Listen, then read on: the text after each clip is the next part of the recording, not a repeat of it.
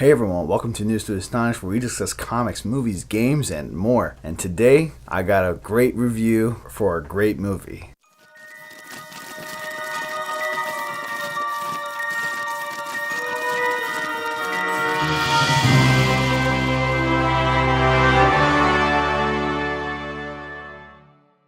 Spider-Man Homecoming. Spider-Man Homecoming is an awesome movie. It's directed by Jon Watts and stars Tom Holland as the titular hero. Stars Zendaya and Laura Harrier, and I can't remember the other guy's name, Jacob something, and also Michael Keaton and of course Robert Downey Jr. So Spider-Man Homecoming is an awesome movie. It exceeded my expectations. There were some things that were obviously missed in this movie, but they were minor things. But overall, it's a fantastic movie. I'd say that I put this movie on top of there, right where Spider-Man 2 is. Just coming really close. So basically, I'm not going to get into spoilers. So we have our title character, Tom Holland, playing Spider-Man Peter Parker. Basically in this movie is more like a coming of age kind of story. And this movie does a great job in explaining that and taking our hero through this journey on how to become a better superhero. Now clearly in this movie, Tom Holland's Peter Parker doesn't really enjoy being a student in school. He's going through normal problems just like an average 15-year-old does in his everyday life. So you can tell that our main character is extremely passionate in being a superhero. And you can also get that sense with the actors because you can actually feel their performance. Tom Holland seems like he's having a fantastic time playing the role of Peter Parker, Spider-Man. And I don't blame him because who wouldn't want to be Spider-Man? Spider-Man is the greatest superhero that ever lived. So of course, this movie does have the John Hughes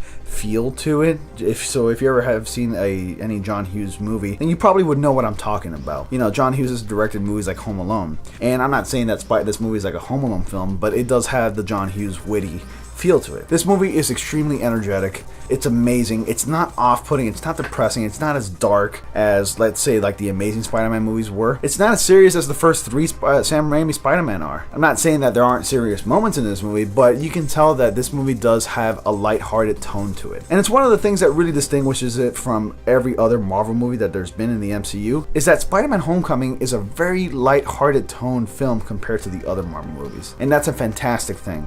Totally a fresh, new thing for the MCU, because every movie has been downright serious, but in a good way, because obviously with a lighthearted tone movie like Spider-Man Homecoming comes humor, and the humor is fantastic. The delivery is amazing. It doesn't fall flat ever. And of course there are moments that catch you by surprise, like, whoa, I didn't expect that coming, you know, kind of thing. And I loved it.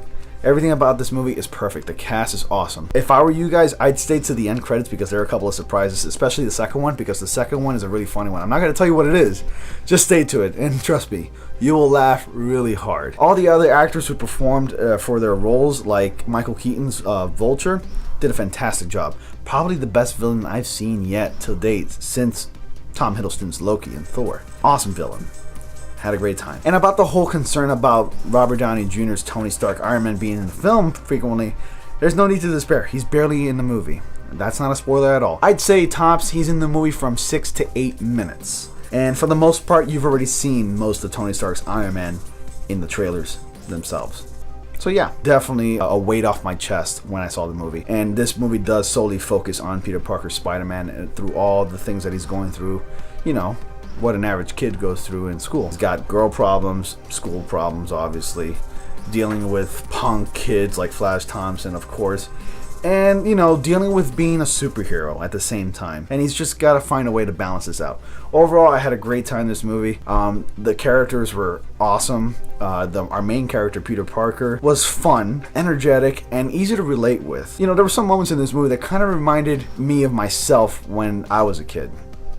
And that's why I really, really gravitate towards this movie, especially as a superhero movie, because, you know, Spider-Man's my favorite superhero. But yeah, definitely up there with Spider-Man 2.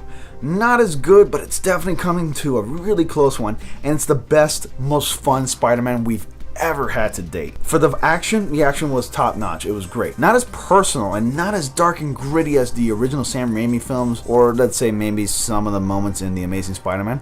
There were moments, and guys, comic book fans, look out for Easter eggs because there's plenty of them in this movie. You will not be disappointed. Trust me, I know. I'm going to go ahead and give Spider-Man Homecoming an A-.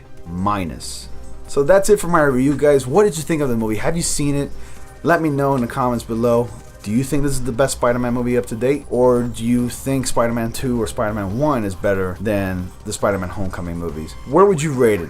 Comment down, make that list, put it down in the comment section below. Anyways, hope you guys enjoyed that review. Hit that like button, subscribe for more, and I'll see you all in the next comic panel.